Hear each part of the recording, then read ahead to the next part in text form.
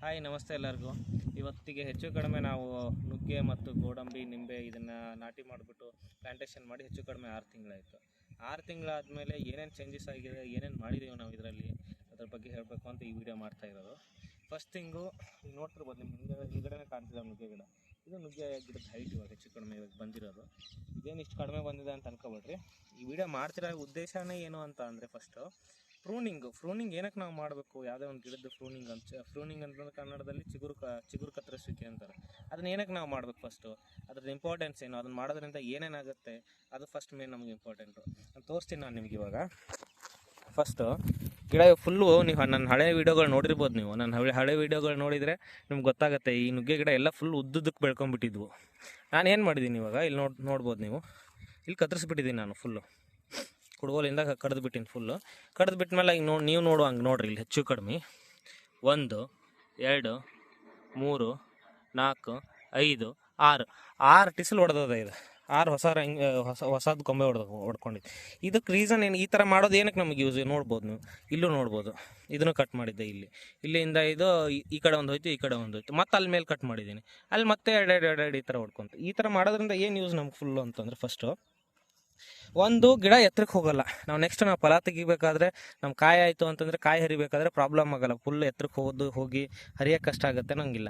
ಆಮೇಲೆ ಒಂದೊಂದೇ ಹಿಂಗೆ ಸ್ಟ್ರೈಟಾಗಿ ಹೋಗಿತ್ತು ಅಂತಂದರೆ ನಮಗೆ ಅಷ್ಟು ಇಳುವರಿ ಜಾಸ್ತಿ ಬರಲ್ಲ. ಒಂದೇ ಸ್ಟ್ರೈಟ್ ಹೋಗಿರ್ತದೆ, ಅದ್ರಾಗ ಒಂದು 10-20 ಕಾಯಿ ಆಯ್ತು ಅಂದರೆ ಮುಗ್ದು ಹೋಯ್ತು, ಆಮೇಲೆ ಆಗೋದೇ ಇಲ್ಲ.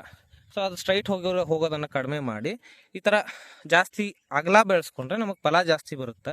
ಸೊ ಇದು ಮೇನ್ ರೀಸನ್ನು ನಾವು ಏನಕ್ಕೆ ಪ್ರೂನಿಂಗ್ ಮಾಡಬೇಕು ಅಂತ ಅಂದರೆ. ಈಗ ನೋಡ್ತಿರ್ಬೋದು ನೀವು ಆಲ್ರೆಡಿ, ಇಲ್ಲಿ ನೋಡ್ರಿ, ಇದು ಹೂವು ಈ ಥರ ಎಲ್ಲ ಬಿಡಾಯಿತು. ಅದು 6 ತಿಂಗಳಿಗೆ ಹೂವು ಬಿಡುತ್ತೆ, ಅದು ಬೇರೆ ವಿಷಯ.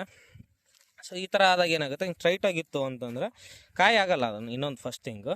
ಆಮೇಲೆ ಆದರೂ ಕೂಡ ತೀರಾ ಕಡಿಮೆ ಆಗುತ್ತೆ, ಅದು ಜಾಸ್ತಿ ಆಗಲ್ಲ. ಒಂದು 10-20 ಕಾಯಿ ಆಯಿತು ಅಂದರೆ ಮುಗ್ದೋಯ್ತು ಅನ್ನೋ ಥರ ಆಗ್ಬಿಡುತ್ತೆ. ನಾವು ಈ ಥರ ಅಗಲ ಮಾಡಿಕೊಂಡ್ರೆ ಫುಲ್ಲು ಕತ್ತರಿಸ್ಬಿಟ್ಟು ಜಾಸ್ತಿ ನಮಗೊಂಚೂರು ಫಲ ಜಾಸ್ತಿ ಬರುತ್ತೆ. ನೀವು ನೋಡ್ತಿರ್ಬೋದು, ಇದು ಗಿಡನೂ ಅದೇ ಥರನೇ ಮಾಡಿರೋದು. ಇದು ಫುಲ್ಲು ಉದ್ದಕ್ಕೆ ಹೋಗಿತ್ತು. ಇಲ್ಲಿ ಕಟ್ ಮಾಡಿದ್ಮೇಲೆ ಎಲ್ಲ ಕಡೆನೂ ಆ ಕಡೆ ಈ ಕಡೆ ಹೊಡ್ಕೊಂತು ಫುಲ್ಲು. ಆಮೇಲೆ ಇದಾದಮೇಲೆ ನೆಕ್ಸ್ಟು ನಾನು ಗೋಡಂಬಿ ಪ್ಲಾಂಟೇಷನ್ ಮಾಡಿದ್ದೆ. ಇದು ನೋಡ್ಬೋದು, ಇದು 6 ತಿಂಗಳು ಸಸಿ. ನೋಡಿ, ಹೆಚ್ಚು ಕಡಿಮೆ 7 ಫಸ್ಟ್ ಪ್ಲಾಂಟೇಷನ್ ಮಾಡ್ಬೇಕಾದ್ರೆ 1.5 ತಿಂಗಳು, ಆಮೇಲೆ ಇವಾಗ 6 ತಿಂಗಳು, ಒಂದು 7 ತಿಂಗಳು ಸಸಿ ಇದು ಗೋಡಂಬಿ. ಇದು ಕೂಡ ಚೆನ್ನಾಗಿ ಇದ್ರನ್ನೇನು ಪ್ರೂನಿಂಗ್ ಮಾಡಬೇಕು ಅಂತ ಏನಿಲ್ಲ. ಇದು ನಾರ್ಮಲಿ ಇದು ಮಳೆ ಆಧಾರಿತ ಬೆಳೆ ಆಗಿರೋದ್ರಿಂದ ಇದಕ್ಕೇನು ಪ್ರೂನಿಂಗ್ ಅವಶ್ಯಕತೆ ಇಲ್ಲ. ನಾರ್ಮಲ್ಲಾಗೆ ಇದು ಬೆಳ್ಕೊಳ್ಳುತ್ತೆ, ಅಗಲಕ್ಕೆ ಬೆಳ್ಕೊಳ್ಳುತ್ತೆ. ಇದ್ರದ್ದೇನು ಅವಶ್ಯಕತೆ ಇಲ್ಲ ಪ್ರೂನಿಂಗ್ ಮಾಡೋದು. ಇಲ್ಲಿ ನೋಡ್ತಿರ್ಬೋದು ನೀವು, ಇದು ಎಲ್ಲದೂ ಚಿಗುರು ಕತ್ತರಿಸಿ ಫಸ್ಟ್ ಸ್ಟಾರ್ಟಿಂಗ್ ಇದು ಕತ್ತರಿಸಿವಿ. ಇದು ನೋಡ್ರಿ, ಇದು ಎಷ್ಟು ಅಡಾಗ್ಲಾಗ್ಯದ ನೋಡಿ. ಇದು ಈ ಥರ ಮಾಡೋದ್ರಿಂದ ನಮಗೆ ಸ್ವಲ್ಪ ಇಳುವರಿ ಜಾಸ್ತಿ ಆಕೈತಿ. ಆಮೇಲೆ ಇದು ಗೋಡಂಬಿ ಸೇಮು, ಇದಕ್ಕೇನು ಪ್ರೂನಿಂಗ್ ಎಲ್ಲ ಏನಿಲ್ಲ, ನಾರ್ಮಲಾಗೆ ಬೆಳ್ಕೊಂಡಿರ್ಬೋದು. ಅಲ್ಲಿ ನೋಡ್ತಿರ್ಬೋದು ನೀವು ಗೋಡಂಬಿ ಯಾವ ರೇಂಜಿಗೆ ಹೈಟ್ ಬಂದಿದೆ. ಜಸ್ಟ್ 7 ತಿಂಗಳಲ್ಲೇ ಎಷ್ಟು ಹೈಟ್ ಬಂದದ ನೋಡ್ರಿ ನೀವು ಅದು. ಆಮೇಲೆ ಇಲ್ಲೊಂದು, ನಾನು ಇದಕ್ಕಿಂತ ಮುಂಚೆ ಪ್ಲಾಂಟೇಷನ್ ಮಾಡೋದಕ್ಕಿಂತ ಮುಂಚೆ ಹೋದ ವರ್ಷ ಒಂದು ಗೋಡಂಬಿ ಗಿಡ ಸುಮ್ಮನೆ ಹಾಗೆ ಬೆಳ್ಕೊಂಬಿಟ್ಟಿತ್ತು ಅದು ನಾರ್ಮಲಾಗಿ. ಸೊ ಇವಾಗ ಅದು ನನ್ನ ಇದ್ರ ಪ್ರಕಾರ ಹೆಚ್ಚು ಕಡಿಮೆ 1.5 ವರ್ಷದ ಮೇಲೆ ಇರೋವಂಥ ಗಿಡ ಇದು ನೋಡ್ರಿ. ಇದು 1.5 ವರ್ಷಕ್ಕೆ, 1.5 ವರ್ಷದಿಂದ 2 ವರ್ಷದ ಒಳಗಡೆನೇ ಇದೆ, ಜಾಸ್ತಿ ಏನಿಲ್ಲ. ಸೊ ಈ 2 ವರ್ಷದ ಗಿಡಕ್ಕೆ ನೋಡ್ರಿ, ಇದು ಸೈಜ್ ನೋಡಿದ್ದು ಗೋಡಂಬಿ ಗಿಡದ್ದು. ಇದಕ್ಕೇನು ಪ್ರೂನಿಂಗ್ ಅವಶ್ಯಕತೆ ಇಲ್ಲ, ಏನಿಲ್ಲ, ತಾನಾಗೇ ಬೆಳ್ಕೊಳ್ಳುತ್ತೆ ಇದು. ಸೊ ಈ ಥರ ಒಂದು ಗ್ರೋತ್ ಅಪ್ಡೇಟ್ ಇದೆ ಸದ್ಯಕ್ಕೆ ಇದು. ಆಮೇಲೆ ನಿಂಬೆ ಗಿಡನೂ ಇದೆ, ನಿಂಬೆ ಗಿಡದ್ದು ಇದೆ, ಬೆಳೀತಿದ್ದಾವೆ. ಬಟ್ ನಿಂಬೆ ಗಿಡದ್ದು ಏನು ಅಂಥ ಗ್ರೋತ್ ಇಲ್ಲ, ಅದೊಂಚೂರು ಬುಷ್ ಥರ ಬೆಳೀತಾ ಇದೆ. ಹಾಗೆ ಇನ್ನು ನೋಡಬೇಕು ಹೆಂಗೆ ಬರುತ್ತೆ ಗ್ರೋತ್ ಅಂತ ಅಂದ್ಬಿಟ್ಟು.